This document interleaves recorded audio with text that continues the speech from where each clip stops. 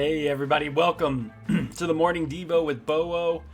This wonderful day. Let me get that banner out of the way.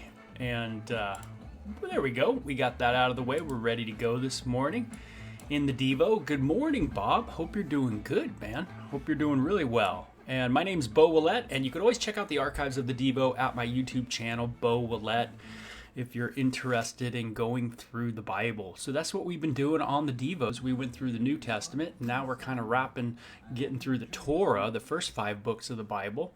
And then who knows where we'll go. But we do like to go through it and help people understand it as we kind of go through it in Devo style. So that just means that we're kind of pulling out principles out of the scripture and not getting into every verse by verse, every verse in depth, but certainly just enjoying focusing on the word, understanding it a little better. And so Deuteronomy 4 is a great chapter. It's a great reiteration, and that's what the word Deuteronomy means. It's just a reiteration of kind of the things that have happened in Israel. So it's a great reminder to us that we need reiteration, we need repetition. And we need it over and over and over again. Some people might ask, hey, Bo, man, why do you go to church so much nowadays? Why are you there all the time? Well, I need repetition, man. That's the first thing, is I need to do it over and over. I need to be there. I need to hear. I need to listen, right? I need to hear what these scriptures are saying, what it means.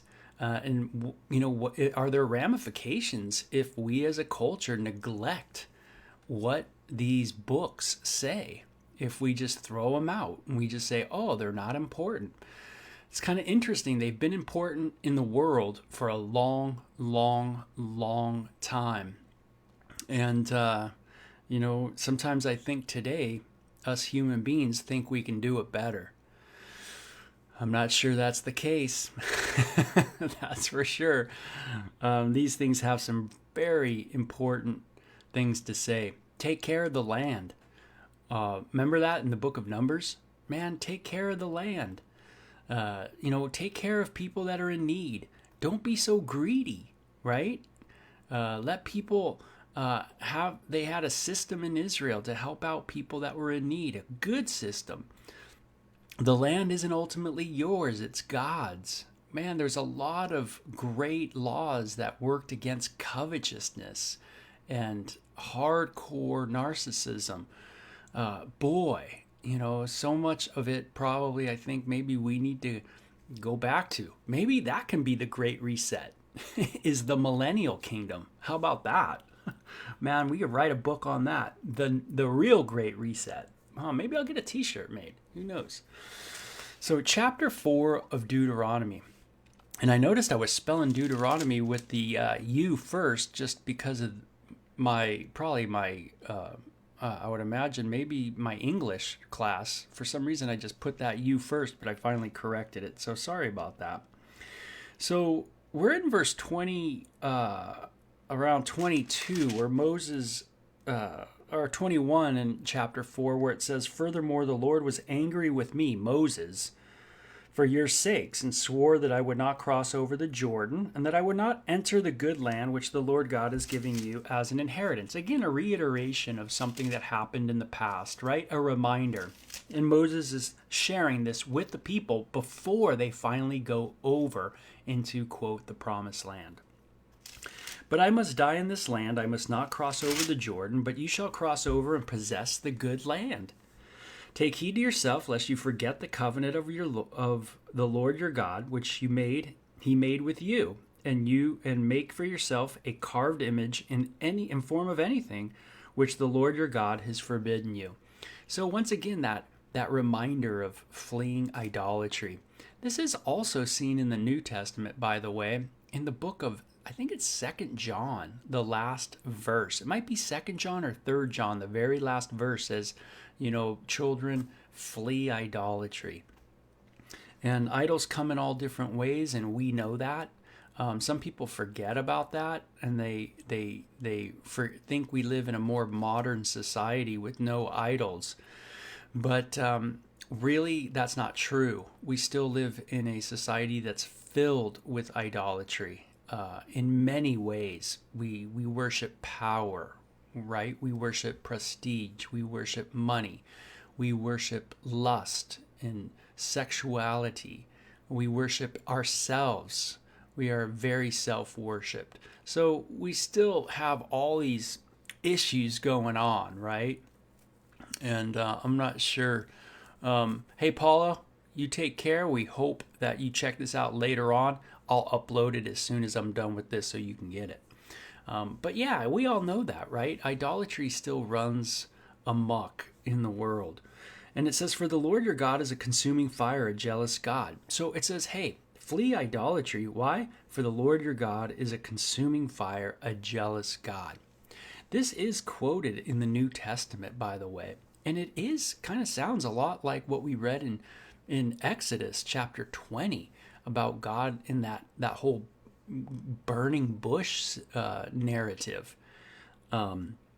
For your Lord, your God is a consuming fire, a jealous God.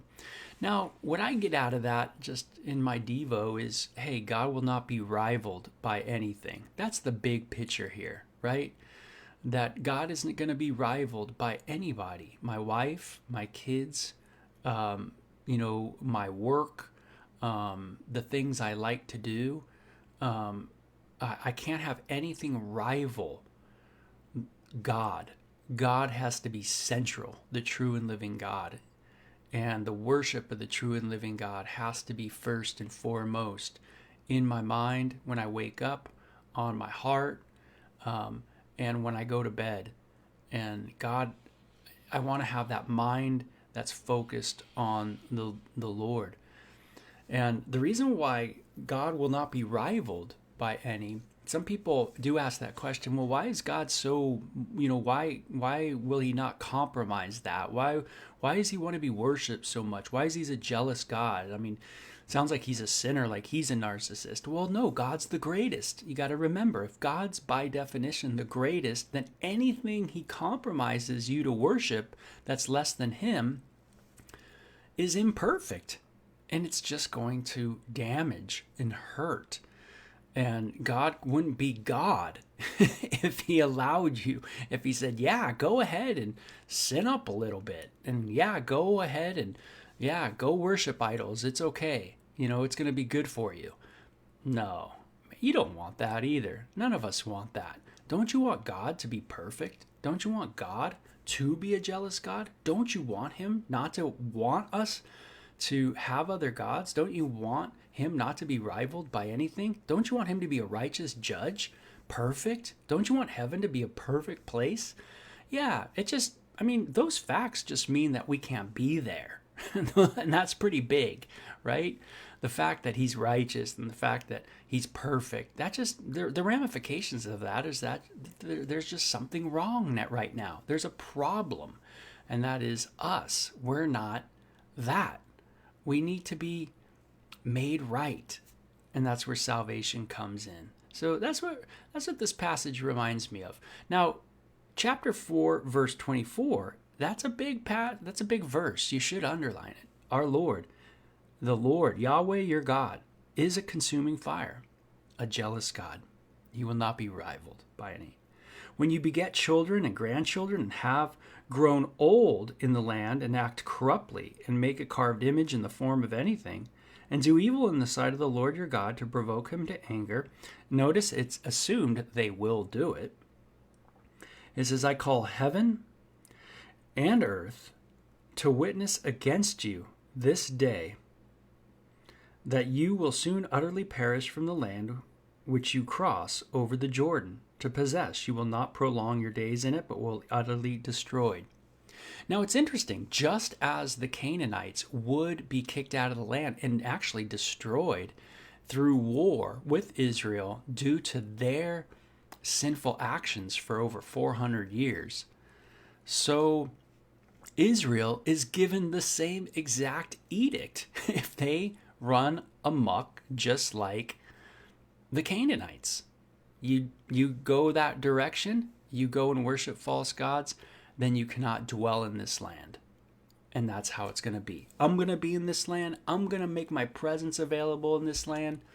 Boom, it's not going to happen. You're going to be out. And so what I see here is not much favoritism, right? Some people might say, well, God has favorites. No, he's judging in the same way, whether it's with Israel, the children of Israel, what's called the children of Israel, or with the Canaanites. And the only difference might be that with the Canaanites, they never turned to God. And so to them, it was an act of judgment, of course. But for Israel, those that have turned but have rebelled, and there's a difference, they are going to be purified through some very disciplinary ways. And they've already happened in the book of Numbers, the different plagues that have happened to Israel. But the point being is this morning is, God shows no favorites. And that's something really important for me to understand, is that there's no favoritism with the Lord. And so I need to remember that so I don't become somehow prejudiced, somehow think I'm greater or I'm better, that God looks at me different than he looks at other people. No, he sees everything very clearly on everybody. And so I see that there. No favoritism with the Lord. And it says, and the Lord will scatter you among the people. And this is what, it's a prophecy of what God will do with Israel if Israel goes and acts in idolatry. I will scatter you among the peoples, and you will be left few in number among the nations where the Lord will drive you. Now, did this happen? Is this true? Or is the Bible just, what's the old saying, whistling Dixie? Is it not true? Well, no, this is true. What happened to Israel? Well, they were scattered. Where? All over the world. That's where they were scattered. And they lived in few number amongst the nations. And the Lord will do it. The Lord will drive them out. And it says, and there you will serve gods, the work of men's hands, wood and stone, which neither see nor hear, nor eat nor smell. But from there, you will seek the Lord your God, and you will find him if you seek him with all of your heart and with all of your soul. And this is important. I've done some commentary on this section in my Blazing with Bo videos. I used to do those Blazing with Blaise Pascal. And it was really fun. It was a little commentary on some Blaise Pascal teachings that are on my YouTube site. But the idea is that, hey, you know what? You can make the change right now. You can decide to, let me go walk with the Lord today. Hey, no matter what I did yesterday, it's done. Let me look at today. Let me look at right now. Let me turn to God at this moment. And it says, you will find him if you seek him with all your heart. Doesn't this sound a lot like Jesus too? Seek and you shall what? Find. Yeah, this is what Jesus is quoting. So when Jesus spoke, a lot of times he was already referring to these passages. He was already pulling them up and sharing them again, So Jesus is the Word in flesh. And when Jesus shared, he didn't share something that was just kind of made up at that time. A lot of times it was something from the Word that was already shared. Yeah, so one of the neat things about going through the New Testament is finding those gems that are all over the place, by the way. They're just in a massive amount where you go, oh, that's from here, that's from here, that's from here, that's from here. And there's, in a sense, nothing new under the sun. It's just we need a reiteration, right? A Deuteronomy, right? Something to remind us. And Jesus is the great teacher for sure on these subjects. But notice we can find him if we seek him with all of our heart and with all of your soul. So God is concealed to those who do not seek him. God is concealed to those who do not seek him. But God is revealed to those who seek him with all of their heart. Right? So God cannot be known in some instances, meaning he's blinded. People are blinded from God. And in other senses, And in other ways, God is revealed. Both can be true in the same time. God is concealed to those who do not seek him, and God is revealed to those who do seek him. And that's why you can have two people, one of them who has the revelation of Christ and someone doesn't, because someone is seeking God. And that's why even people in far countries who've never heard the Bible, one of them can be seeking the deity, seeking God, and he has a revelation of the true and living God, where other people are blinded. It seems like they're totally blind, no clue, none at all. It's like totally, it's not even on the radar, right? Yeah, God is concealed from those who do not seek him, but he's revealed by those who do. So, and I'm reminded of that. Man, God, I want to be someone who seeks you. And even, when I didn't know God, sometimes my cry would just be, I need to know God. I don't know God, but man, it would be cool to know God. Just knowing, just admitting that that there is a blindness in my life. Just thinking that, hey, maybe I'm blind. Man, just that willingness to maybe be wrong. As a non-believer, just maybe I'm wrong, was cracking a door to that faith to seek. You know what I mean? To really go after, and then all of a sudden that revelation takes place, and it's very cool. So it says, when you are in distress and all these things come upon you in the latter days, when you turn to the Lord your God and obey his voice. Whoa, so it says in the latter days this is going to happen. Pretty interesting, huh? The Bible's so cool. It talks about a latter days where Israel will be scattered to all the nations, and then in the latter days it says they're going to turn to the Lord. And they will obey his voice. So that's something that will happen in the future. Israel will come back to a relationship with their God. And this will happen in the latter days. For the Lord your God is a merciful God. He will not forsake or destroy you, nor forget his covenant with your fathers, which he swore. Don't you love that? God is a merciful God. That's what makes salvation possible, is the mercy of God. And mercy, just remember, is what you do deserve, you don't get. That's mercy. What you do deserve, you don't get. So, merciful God, pretty cool. I can be thankful this morning about a merciful God, that's for sure. And it says, for ask now concerning the days that are past, which were before you since the day that God created man on the earth, and ask from one end of heaven to the other whether any great thing like this has happened or anything like it has been heard. Now, I find this section so fascinating. This is one of those amazing passages. The Bible itself says, it's like Moses challenges all the people, putting God in a sense on the stand, like saying, okay, you know what, you wanna critique God. Is there anything that God, is there anything that you can say that isn't just absolutely radical about what has happened and how God has called your people, your ancestors, and moved you into where you're going now? Has this happened in any other culture? Has it happened anywhere else?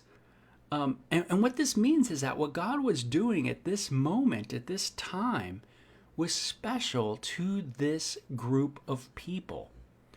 All the people of the world have already had a testimony of God. Remember, everybody on the planet at this time comes from who? Shem, Ham, Japheth. Everybody knows God. I mean, everybody remembers things of the past, but they've all gone astray. They've all chosen to go their own way. God, in his mercy alone, reveals himself to Abraham. God doesn't have to, but God does. And his work of redemption starts with that person, Abraham and Isaac and Jacob, and now the 12 tribes of Israel, and dwelling with them and teaching them about God, teaching them what it means, what God is like through the sacrifices, through all these ordinances that are there, helping them understand the holiness of God, right? The perfection of God, the righteousness of God, the justice of God, all these things. And Moses says, ask now concerning the days that are past, which were before you since the day God created man. Ask of, has anything like this ever happened? Has anything like this happened to your descendants, to your people? The deliverance from Exodus, the moving across the Red Sea, the way God has led us through the wilderness, the way God has provided for us our sustenance in the wilderness.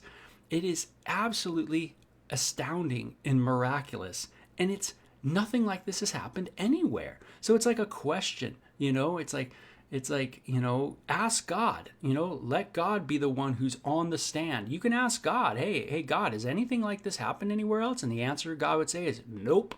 I've made, you guys are a special, peculiar people. It says, you are my precious possession, it said in the book of Exodus, to these people. And so very special what has happened with the Hebrew people. Nothing like this has ever happened before, meaning Israel's history is a miracle. Nothing like this has happened before. It is miraculous. And that's all you could say. It is the hand of God.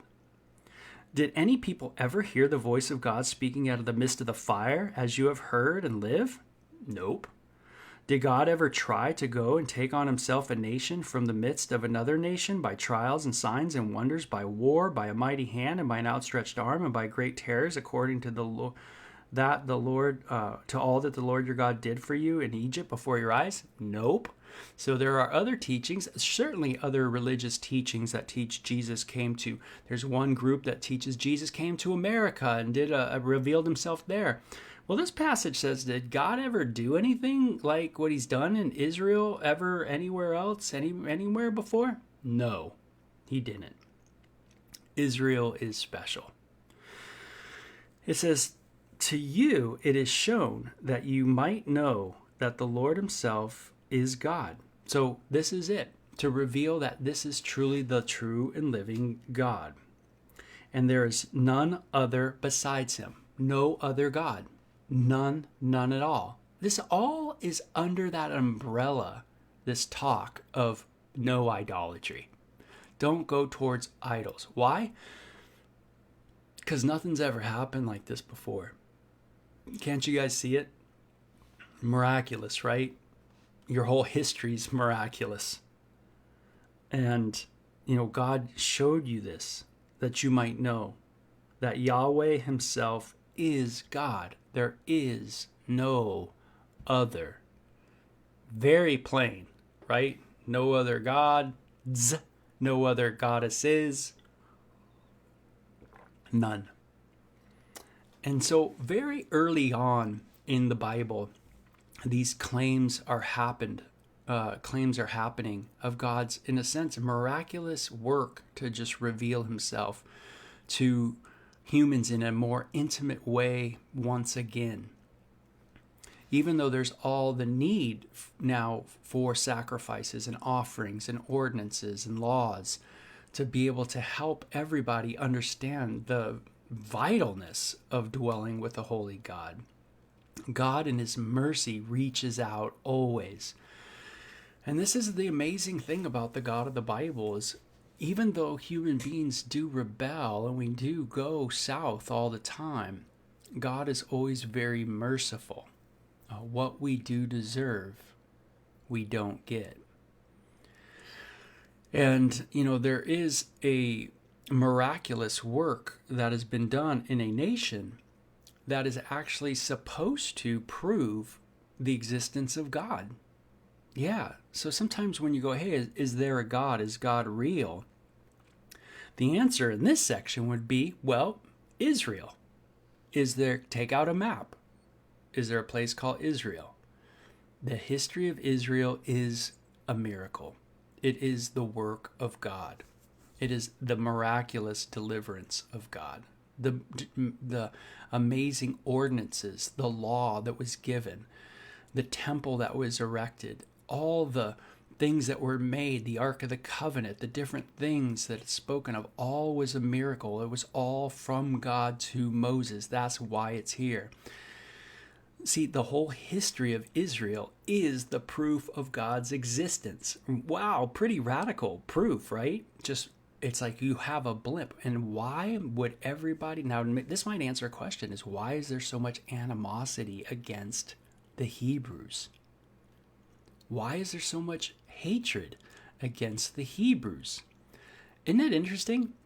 Well, if they are the proof of God's existence, and their history shows the miraculous handiwork of God's mercy, then really it seems like that the adversary of God, right? The main person who is adversarial against God would have a hatred too towards the work of God. And the work of God is greatest seen in where? In his people, in the lives of them, Israel. And in turn, you, as you've trusted in the Jewish Messiah. And so you too, in a sense, have a bullseye on you. You are a living epistle, a living book of God's work and God's handiwork in you. Isn't that cool? Just as Israel is that handiwork of God that shows that God is real and that God does miracles. So really cool. We have a miracle working God, one that's built on mercy, righteousness for sure, holy, absolutely, but merciful too, and has given humans proof positive of his existence through not something in the sky, though there are things in the sky that show us his handiwork, but his true miraculous work in the lives of people, a whole nation actually. So, and now he's creating a whole new, another nation, right? Another nation of followers of Christ, right? The Jewish Messiah. And so very cool. And it's not that he's thrown out the old. No way. He loves Israel. So always remember that. So very cool. Miracle working God this morning. Very cool to see these proofs of God's existence, and not just his existence, but his work in the world. So you guys have a great day. And we'll be in chapter 4 again one more time to do a part 3. Like, we won't do this on every chapter. You know that. But, man, this is one of those real gem chapters. So you guys have a great day, okay? Bye-bye.